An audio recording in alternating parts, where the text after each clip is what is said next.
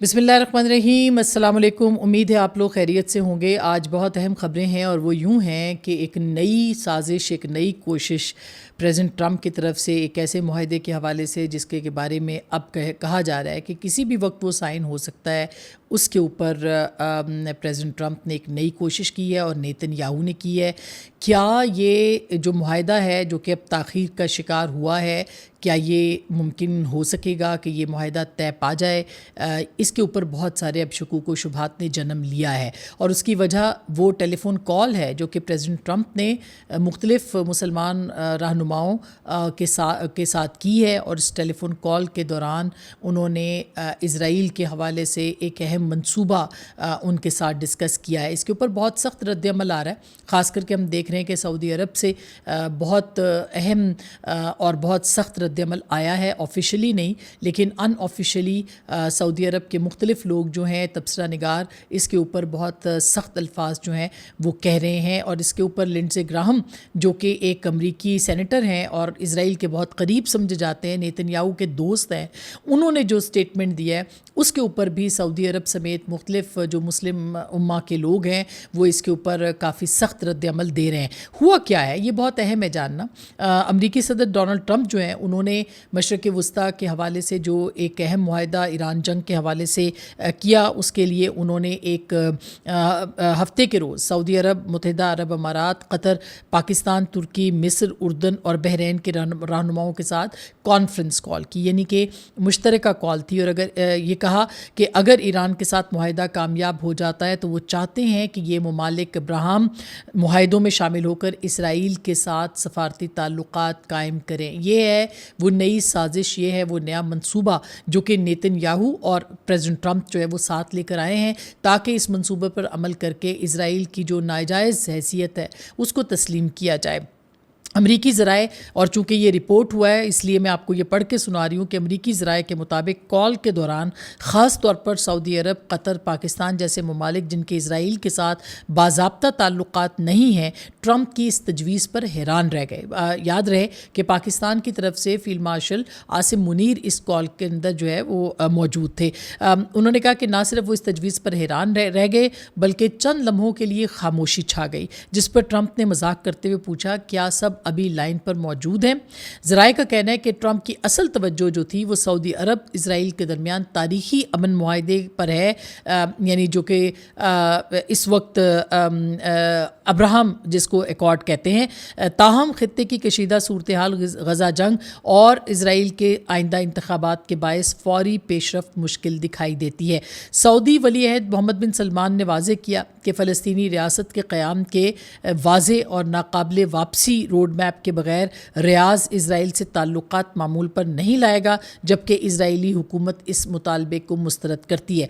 Conference call में मुत्तहिदा अरब अमारात के सदर मोहम्मद बिन ज़ैद अल नाहयान समेत कई रहनुमाओं ने ईरान के साथ मुजवज़ा मुआहदे की हिमायत की और अमरीकी हुकाम के मुताबिक कॉल के दौरान ख़ास तौर पर सऊदी अरब, कतर और पाकिस्तान जैसे ममालिक जिनके इज़राइल के साथ बाज़ाब्ता ताल्लुकात मौजूद नहीं हैं, वो ट्रंप की इस बातचीत पर हैरान रह गए और उन्होंने ट्रंप से कहा, एक अमरीकी एहलकार के मुताबिक, कि हम इस मुआहदे में, कुछ लोगों ने ये कहा, कुछ रहनुमाओं ने, कि हम आपके साथ हैं और अगर ये नाकाम हुआ तो भी आपके साथ रहेंगे। ट्रंप ने रहनुमाओं को बताया कि वो जल्द इज़राइली वज़ीर आज़म बिन्यामिन नेतन्याहू से रब्ता करेंगे और उम्मीद ज़ाहिर की कि मुस्तक़बिल करीब में इज़राइली क़यादत भी इस सफ़ारती अमल का हिस्सा बनेगी। बाद उन्होंने उनके मुशीर जेरेड कुशनर जो कि उनके दामाद भी हैं और स्टीव विटकॉफ आने वाले हफ़्तों में इस मज़ीद सफारतकारी के राब्ते करेंगे, ये भी उन्होंने कहा। अच्छा, अब ट्रंप साहब जो हैं उन्होंने अपने जो सोशल मीडिया अकाउंट के ऊपर उन्होंने जो लिखा वो ये कहा कि मशरिक़ वस्ता के ममालिक की हिमायत को अब्राहम मुआहदों में शमूलियत के ज़रिए मज़ीद मजबूत बनाया जाएगा। उन्होंने यहाँ इंदिया दिया कि मुस्तक़बिल में ईरान भी इज़राइल को तस्लीम करके उनका मुआहदों का हिस्सा बन सकता है। हालांकि तेहरान दहाइयों से इज़राइल को अपना दुश्मन करार देता आया है। ادھر جو لنڈزے گراہم جو کہ سینیٹر ہیں، اور میں نے بتایا کہ نیتن یاہو کے قریبی دوست ہیں، پرو اسرائیلی سینیٹر ہیں، وہی انہوں نے اس کی حمایت کی اور کہا کہ اگر عرب ممالک اور مسلم ممالک ابراہم معاہدوں میں شامل ہو جاتے ہیں تو یہ مشرق وسطیٰ کی تاریخ کی سب سے اہم سفارتی معاہدوں میں شامل ہوگا۔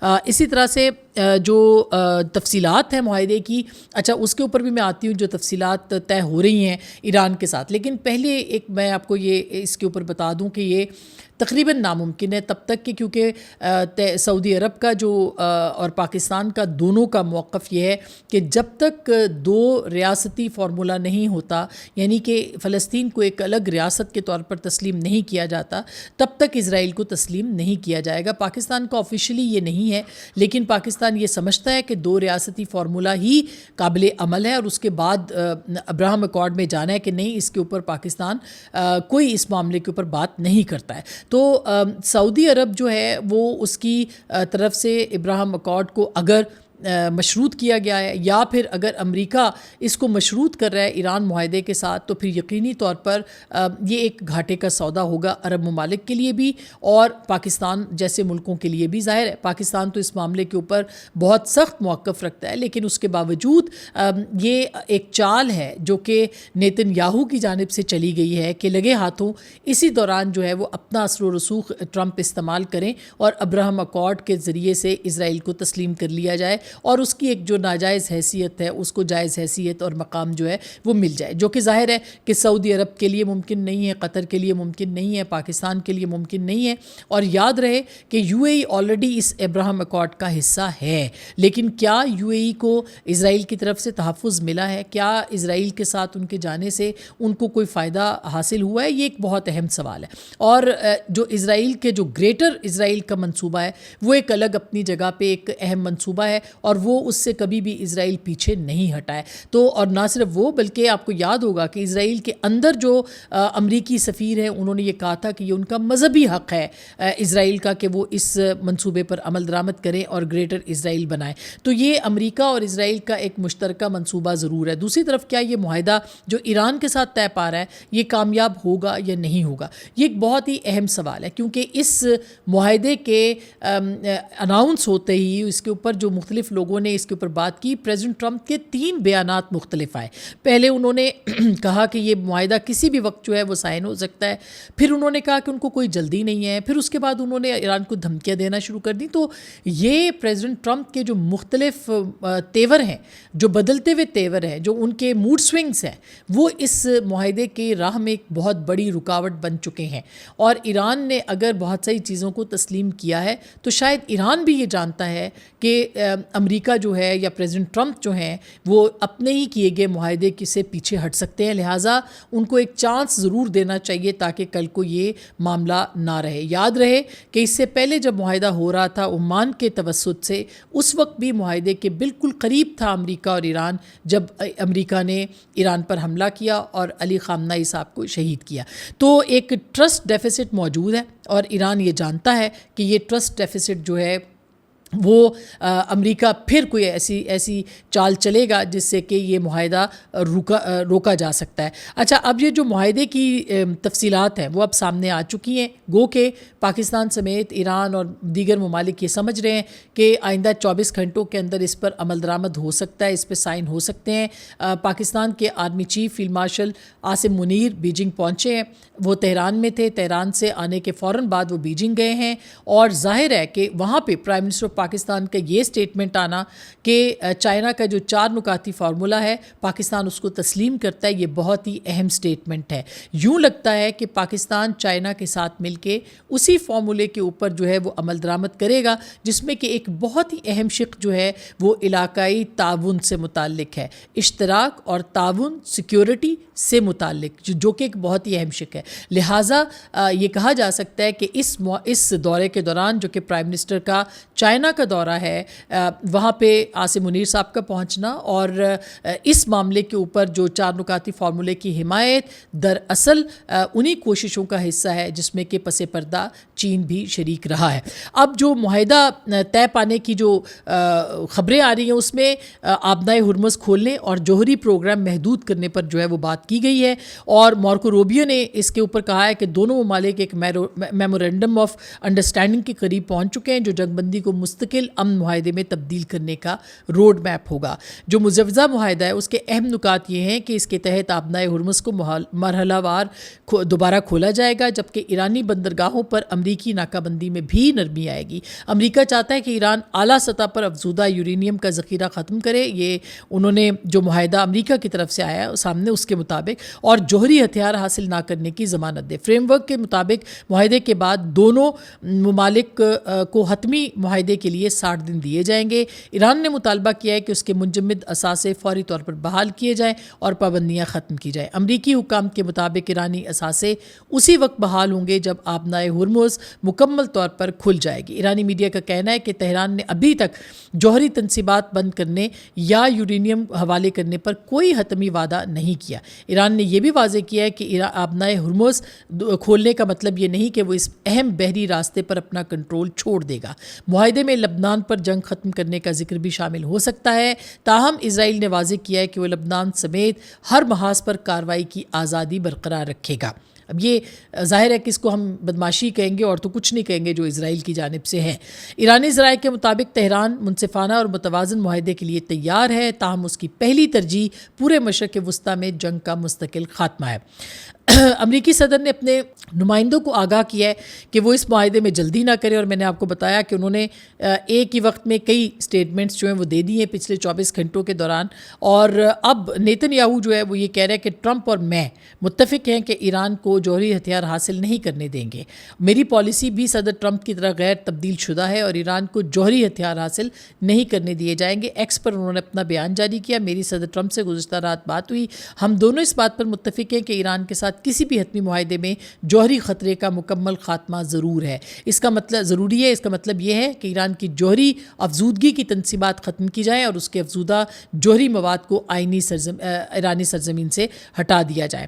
دوسری جانب جو وائٹ ہاؤس عہدیدار ہیں وہ کہہ رہے ہیں کہ ایران کے ساتھ جنگ بندی کا معاہدہ فوری ہونے کا کوئی امکان نہیں ہے.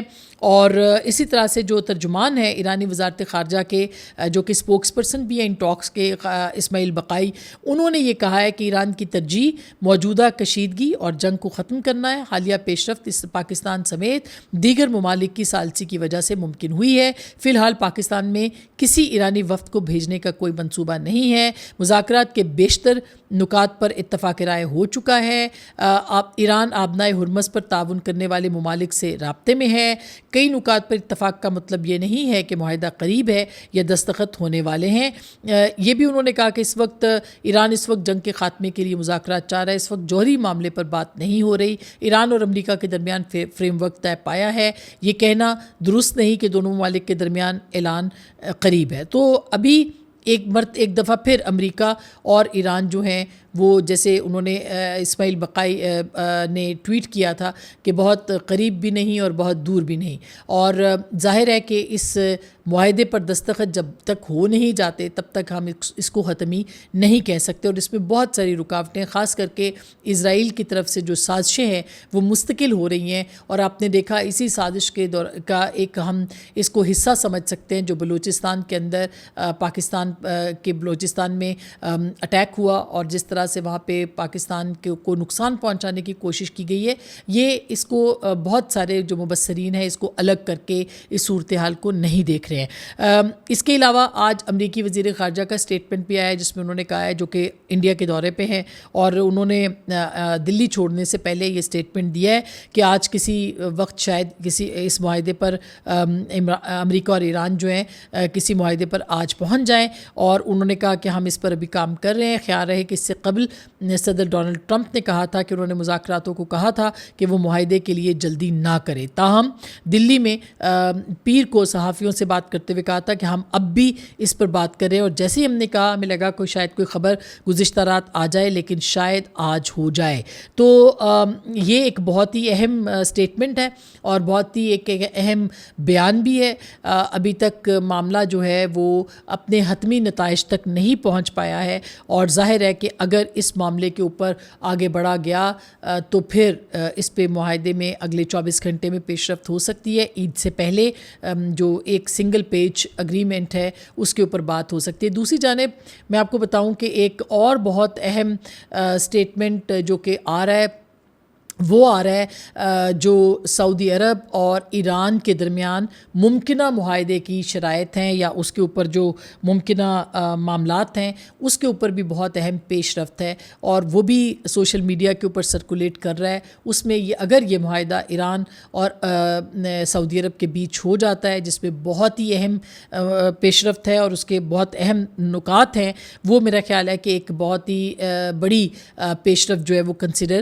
کی جائے گی. اس کے حوالے سے اگر میں آپ کو بتاؤں کہ جو معاہدہ سرکولیٹ ہو رہا ہے گو کہ اس کی تصدیق ہونا بھی باقی ہے، لیکن یہ معاہدہ جو ہے یہ ایرانین جو ذرائع ہیں ان کے اس سے سامنے آیا ہے، اور جس تفصیل کے ساتھ اس کو لکھا گیا ہے اس میں ہم کہہ سکتے ہیں کہ یہ ایک بہت ہی اہم پیش رفت جو ہے وہ ہو سکتی ہے، اور اس کے اندر کافی سنجیدگی جو ہے وہ بھی سامنے آ سکتی ہے. یعنی یہ ایک معاہدہ جو ہے اس کی تفصیلات بہت اہم ہو سکتی ہیں. اس کے اندر ایک بہت اہم پوائنٹ یہ بھی ہے کہ ایران اور سعودی عرب کے جو سفارتی تعلقات تو ہے ہی ہیں، لیکن اس کے ساتھ ساتھ جو ان کے تجارتی تعلقات ہیں، یعنی جو کہ فائنینشیل ان کے اوپر ایک اوپننگ ہے وہ ان کو ملے گی. اور ظاہر ہے کہ اس حوالے سے اگر دیکھا جائے تو یہ ایک جو سٹیٹمنٹ ان کی طرف سے یا ایک صورتحال سامنے آ رہی ہے وہ ایک بہت ہی اہم